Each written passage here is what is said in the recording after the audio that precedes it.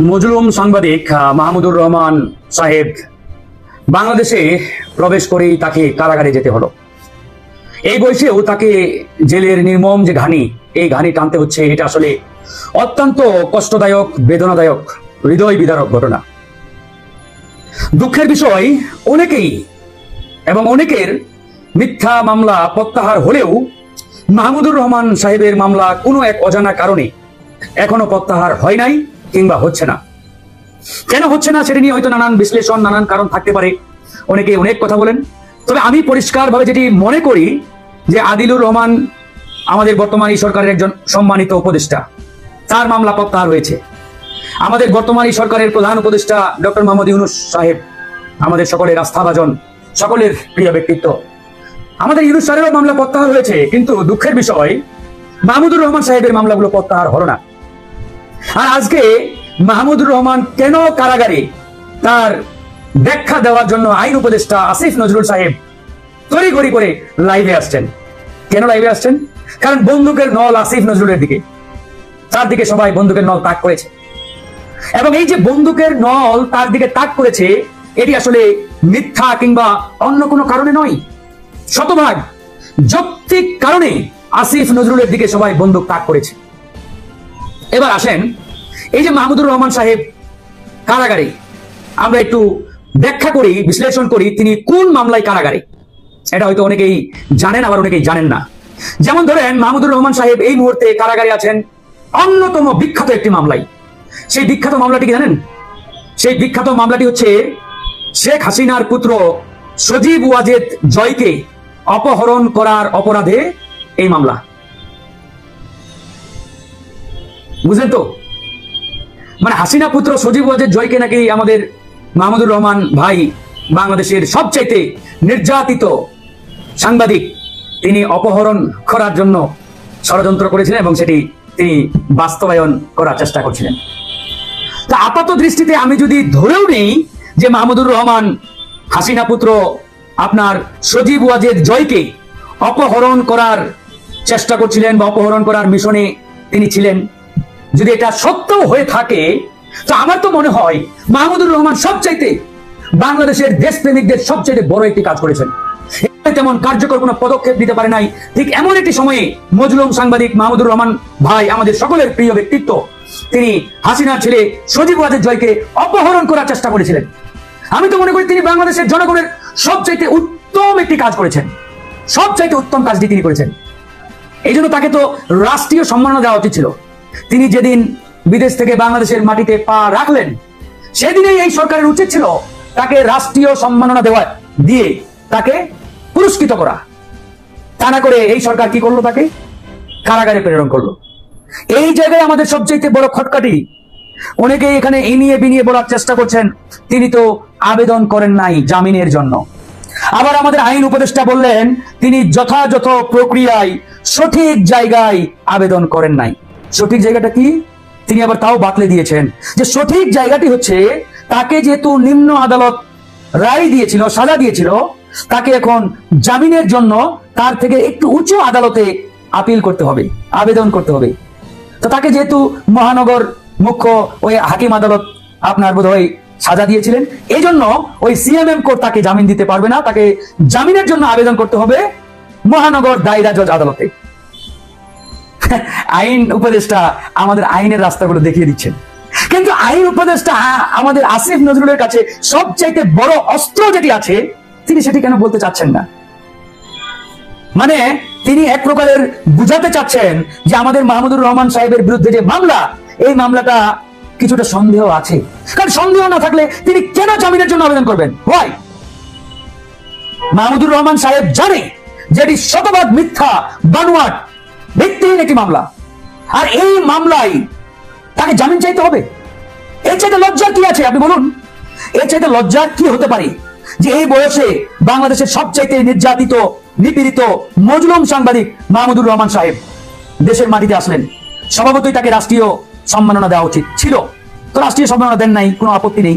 কিন্তু কথা হচ্ছে এরকম একটি ভিত্তিহীন মিথ্যা মামলায় তাকে ওই হাসিনার আমলের মতো জামিন চাইতে হবে?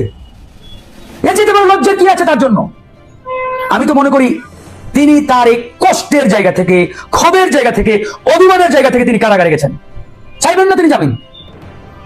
কেন অন্যজনের মামলা এই সরকার প্রত্যাহার করে নাই? সরকার প্রধান ইউনূস সাহেব তিনি নিজেই বলেছিলেন যে আমার মামলাগুলো প্রত্যাহার করার দরকার নেই, তারপরেও সেগুলো প্রত্যাহার করা হয়েছে।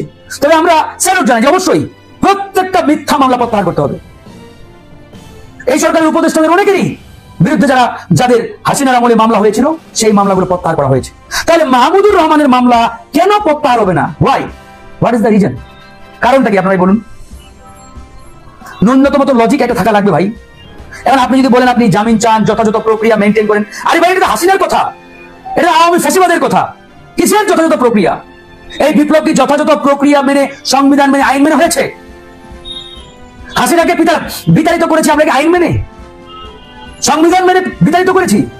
তাহলে হাসিনাকে যদি আমরা আইন মেনে, সংবিধান মেনে বিতাড়িত না করে থাকি, তাহলে হাসিনা যে মিথ্যা মামলাগুলো দিয়েছে এই মিথ্যা মামলাগুলো কেন আইনি প্রক্রিয়ায় সম্পূর্ণ হবে? ভাই আপনি যুক্তি দেখান,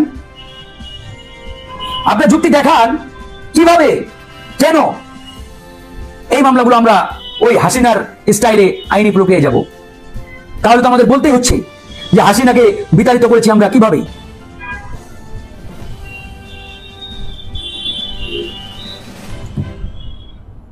হাসিনাকে কোনো আইন, সংবিধান, নিয়ম মেনে আমরা তো বিতাড়িত করি নাই, নিয়ম মেনে বিপ্লব হয় নাই।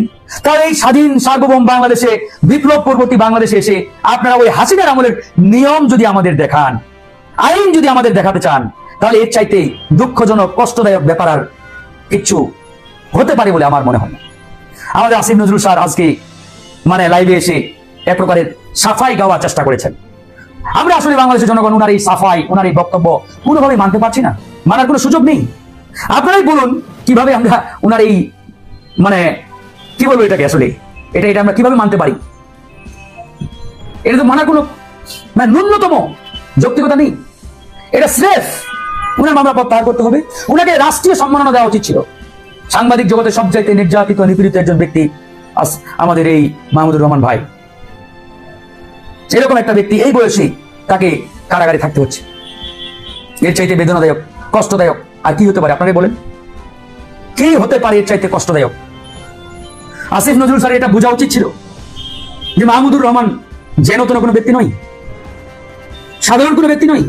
এই বাংলাদেশে ভারতীয় আগ্রাসনের বিরুদ্ধে, ইন্ডিয়ান আধিপত্যবাদের বিরুদ্ধে যে ব্যক্তিটি সবার আগে সবচাইতে কড়া ভাষায় প্রতিবাদ করেছিলেন, সোচ্চার থেকেছিলেন, তিনি মাহমুদুর রহমান। তখন কেউ ভারতের বিরুদ্ধে প্রতিবাদ দূরে থাক, ইন্ডিয়ার এগেইনস্টে একটা শব্দ পর্যন্ত করার সাহস পায় নাই। আসিফ নজরুল নিজেও পারেন নাই। আর ওই সময় থেকেই মাহমুদুর রহমান ইন্ডিয়ান আগ্রাসনের বিরুদ্ধে লড়াই করে আসছেন। এরকম একজন ব্যক্তি। এই জন্য ইন্ডিয়ান প্রেসক্রিপশনে ওই হাসিনার দোসররা তাকে বাংলাদেশের মাটিতে থাকতে পর্যন্ত দেয় নাই, দেশ থেকে বিতাড়িত করেছে, তাকে রক্তাক্ত করেছে অসংখ্যবার। আদালতের বারান্দায় সেখানে তাকে রক্তাক্ত করা হয়েছিল, সবাই দেখেছেন তার সেই রক্ত মাখা শরীর। তো এরকম একটা ব্যক্তি বাংলাদেশে আসলো প্রায় অর্ধযুগ পরে, দেশের মাটিতে পা রাখলেন, সাথে সাথে শুনতে পারলেন তারপর দিনে তার কোর্টে হাজিরা। তো এর চাইতে কষ্টের কি জায়গা আছে আপনারা বলেন? তো তিনি কোর্টে গিয়ে কেন জামিন চাইবেন? আমি বলি তিনি বাংলাদেশে আসার পরে কোর্টে যাবেনটা কেন? হ্যাঁ, এই মামলা যদি সত্য হইতো, তার বিরুদ্ধে যে অভিযোগগুলো, এগুলো যদি ন্যূনতম ভিত্তি থাকতো, তাহলে বলতে পারতেন যে না, আদালতে অবশ্যই যেতে হবে। সম্পূর্ণ বানোয়াট, ভিত্তিহীন মামলা। এরকম একটি মামলায় তাকে আদালতে যেতে হচ্ছে। তো তার হৃদয়ে কি রক্তক্ষরণ হচ্ছে না? তার হৃদয়ে কি আপনাদের মনে হয় আনন্দের বন্যা বইছে? এরকম একটি অবস্থায় তিনি কিভাবে জামিন চাইতে পারেন বলেন? এই জন্যই তিনি জামিন চান নাই। তিনি মনে করেন যে এরকম বাংলাদেশে, যেখানে আমার ন্যূনতম সম্মান নেই, ইজ্জত নেই, মর্যাদা নেই, এরকম বাংলাদেশে মাটিতে না থেকে আমার কারাগারে থাকাই ভালো। তিনি কারাগারে থেকেছেন। আসিফ নজরুল সাহেবের উচিত ছিল এরকম সাফাই না গিয়ে নিজের পক্ষে অতি দ্রুত তার মামলাগুলো প্রত্যাহার করে নেওয়া। কিন্তু তিনি প্রত্যাহারের দিকে না গিয়ে ইনিয়ে বিনিয়ে রাস্তা দেখাচ্ছেন, ওই রাস্তা দিয়ে হাঁটেন, ওই রাস্তা দিয়ে হাঁটেন। কেন ভাই? এরকম মিথ্যা মামলায় তিনি কেন নানান রাস্তা দিয়ে হাঁটবেন? আপনার উচিত অনতি বিলম্বে তার মামলাগুলো প্রত্যাহার করে নেওয়া, প্রত্যাহার করে তাকে সসম্মানে আপনার মুক্ত আকাশে তাকে নিয়ে আসা। থানা করে আপনি যা শুরু করেছেন আসলে কিচ্ছু বলার নেই। এখন আমরা বলতে বাধ্য হচ্ছি যে মাহমুদুর রহমানকে কি আসলে ইন্ডিয়ান পরিকল্পনাতেই তাহলে কারাগারে পাঠানো হয়েছে? অমূলক কিছু নয়, অনেকেই বলছে। কারণ ইন্ডিয়ান আগ্রাসনের বিরুদ্ধে, ইন্ডিয়ার বিরুদ্ধে একজন মানে মূর্ত প্রতীকের মতো প্রতিবাদ করেছেন আমাদের মাহমুদুর রহমান ভাই, জ্বলন্ত আগ্নেয়গিরির মতো, এবং ইন্ডিয়া তাকে কোনোভাবে সহ্য করতে পারে নাই। বাংলাদেশের এমন একজন প্রতীক হয়ে উঠেছিলেন তিনি। এখন ওদের পরিকল্পনাতে তাকে কারাগারে পাঠানো হয়েছে কিনা আই ডোন্ট নো, এটা অনেকে আশঙ্কা প্রকাশ করছেন। যাই হোক, আমরা এতটুকুই বলি, উনার অনতিবিলম্বে মুক্তি চাই এবং সকল মিথ্যা মামলা প্রত্যাহার চাই।